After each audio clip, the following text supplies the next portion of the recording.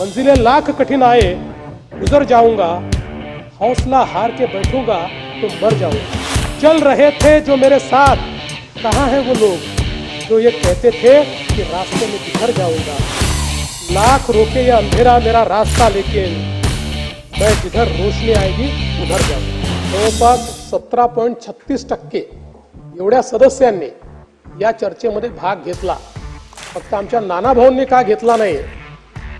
काँग्रेस पक्षाने नानाभाऊचं नाव इथेही कापलं का?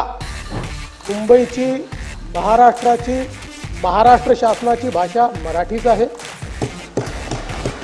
महाराष्ट्रात राहणाऱ्या प्रत्येकाने मराठी शिकलं पाहिजे, प्रत्येकाला मराठी बोलता आलं पाहिजे। जयंतराव, आम्ही कधीही छत्रपतींच्या कुटुंबाला त्या ठिकाणी दाखले मागितले नाहीत की तुम्ही खरंच छत्रपतींचे वारस आहात। ताऱ्याच शंकांची अशी मागू नको उत्तरे असतात शंकेखोर जे, त्यांचे कधी झाले बरे? ते आवाजसाहेब या ठिकाणी नाही आहेत। काल ते कायद्याचं राज्य, लोकशाही कोसळली, राष्ट्रव्यवस्था कोसळली। मला समजतच नव्हतं ते महाराष्ट्राबद्दल बोलत होते का बांगलादेशबद्दल बोलत होते। ही धूल चेहरे पर थी और आईना पोछते रहे। अर्थमंत्र्यांनी शिवून दिलं, अर्थमंत्र्यांनी शिवून दिलं म्हणून हे जॅकेट आहे। स्थगिती देण्याकरता मी उद्धव ठाकरे नाही आहे।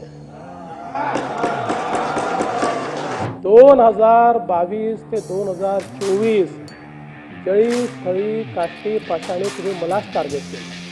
परिणाम असा झाला की लोकांनी आधीपेक्षा रेकॉर्ड मॅन्डेट आम्हाला दिलं।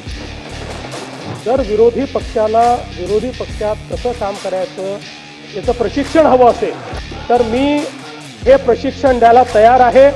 नागपूरच्या प्रकरणामध्ये ज्यांनी पोलिसांवर हल्ला केलेला आहे त्यांना कबरीतने खोदून काढू, सोडणार नाही।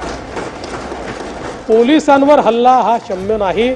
छत्रपती शिवाजी महाराजांचा आणि छत्रपती संभाजी महाराजांचा अपमान करेल कोणी असो त्याला सोडलं जाणार नाही। जितेंद्र आव्हाड या ठिकाणी म्हणतात की औरंगजेब होते म्हणून छत्रपती शिवाजी महाराज।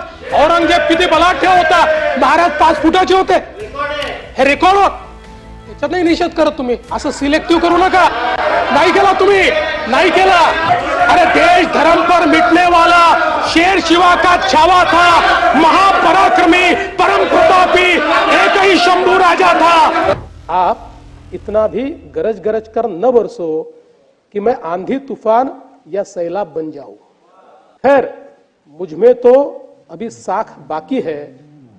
आप टटोलना खुद को और अपनी फितरत को, सच बोलो आप में वो पहले वाली बात कहाँ बाकी है?